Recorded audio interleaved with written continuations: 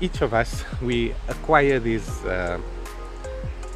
expectations and goals and aspirations from our parents and our teachers and our culture in general, that says, you know, you got to study hard and you got to work hard and you got to earn a lot of money and you got to buy the nice house and the nice car and all of these things and dress smartly and all of that. And you know, there are many material and materialistic kind of ambitions that are kind of conditioned and programmed into us, and to strive and to struggle in this dominance hierarchy and to make it big and all of that. And so a lot of people following that path, reaching the pinnacle of that hierarchy, climbing that ladder and eventually getting to the top and hoping that this is the moment when they'll feel fulfilled, and but only to be overwhelmed by this vast empty void where, you know, there's nothing of meaning, because you've been chasing a dream, you know, and it is not your own dream. It's not something you from inside of yourself that you intrinsically, it's an extrinsic motivation. The more you sit in meditation, and meditation is like closed-eyed and you know, minimal amount of distractions from the outside world, and so you're not giving your attention to the outside world but to consciousness itself. And so the more you do that, the more you kind of dampen down or shut down the parts of the mind that are devoted to the outside world and to functioning in the outside world and to perceiving the outside world, you know. So the sensory systems, but also there's this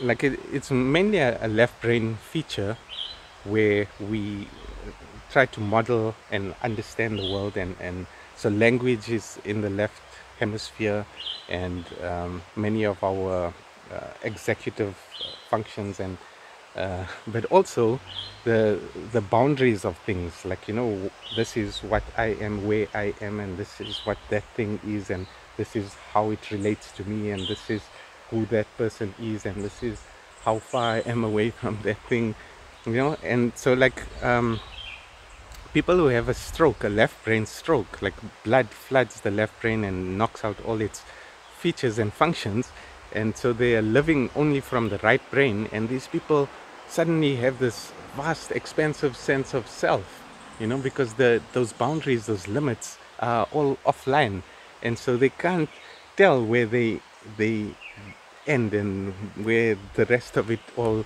begins. And I mean, it's, in a sense, it's beautiful when they allow themselves, but in another sense it's terrifying, because if you want to do something, like, you know, you're having a stroke, you're going to die, you need to phone someone for help, but they can't figure out where the phone is, what the phone is, and you get the phone and what are these symbols and what do they mean and what am I supposed to do with it, and then you eventually figure that out, and then you can't talk, you can't make any sounds, because all those constructs are in the left hemisphere, you know. So yeah, we need both hemispheres functioning, operating, but the beauty of the meditative state is that as you dampen down these functions, features of the left hemisphere, you allow and you amplify the features of the right hemisphere, which in most cultures there's this imbalance, you know. Most cultures are focused on this external world and the materialistic aspect, you know. So you're bringing this into balance, and there's more to it, you know, because the right hemisphere also is the core of our emotionality and relationality, you know. Before the left hemisphere has even created any models to deal with the world, the right hemisphere is already in relationship with mommy, you know, as a baby, and learning mommy's face, and intuiting emotions from her face and from her tone of voice and her body language and all of that. And you know, all of that non-verbal emotional processing and relationship and bond with the mother And going even further back to the womb, you know, so this womb state of consciousness is one of it's hard to describe it because we can't remember what it really was like. But if you look at a baby, like when they're not hungry and full nappy or irritated or something, they're not crying and upset, but they are happy, then they're just this gurgling fountain of pure consciousness, pure delight. And we can't help but be filled with so much love and so much awe and joy over this pure consciousness of the baby, of the child, you know. So that doesn't disappear, you know. In many of us it gets traumatized or wounded. In some people it just gets forced to grow up, and all of that cultural constructs about who you are and what you should be and what you should do and how you should function in this dominance hierarchy. So whether you are dominant or submissive, and you know, so all of that is also patterned into that.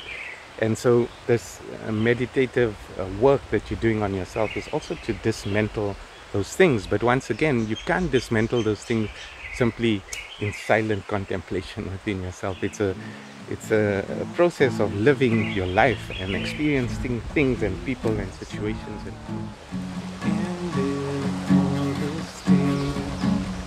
Don't you wait and let it slip away.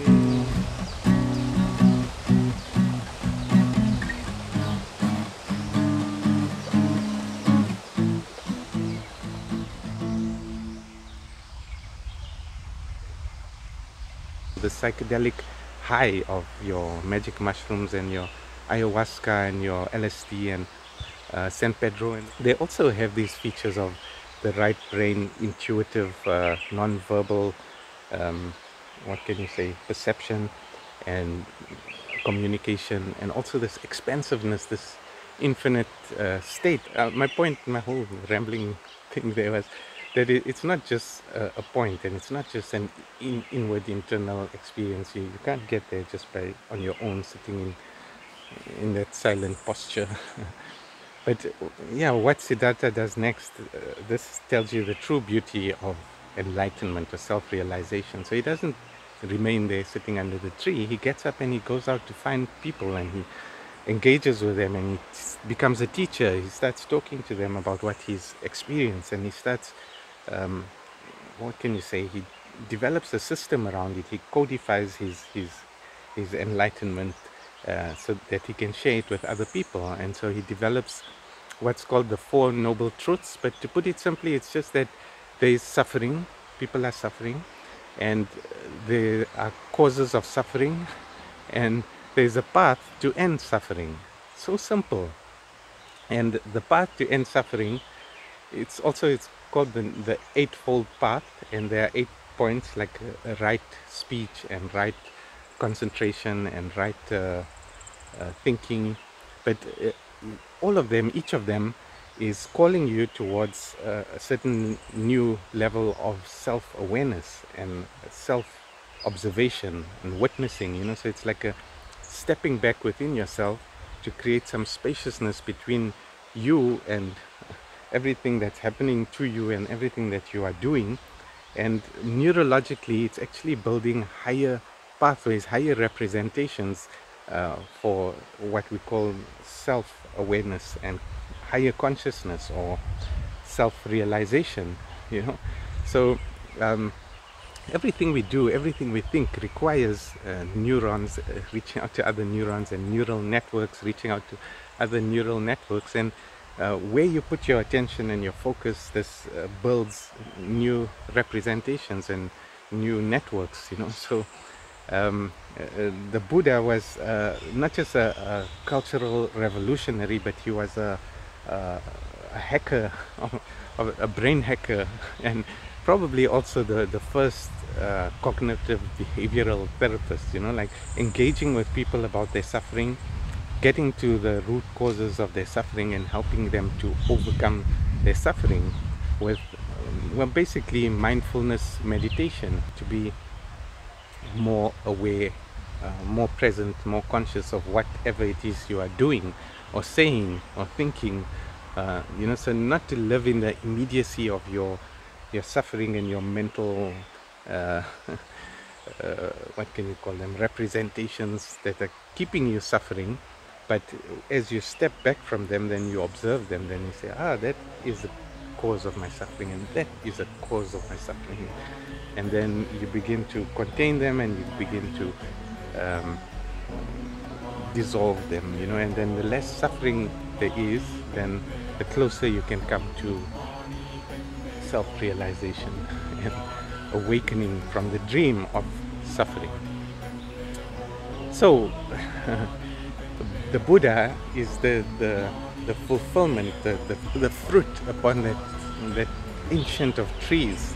And so the divine image of this forest dwelling God in cosmic contemplation, Shiva, creates the striving, and eventually after many centuries the awakened one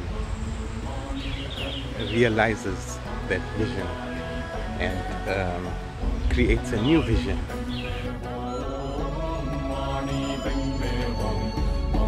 Mani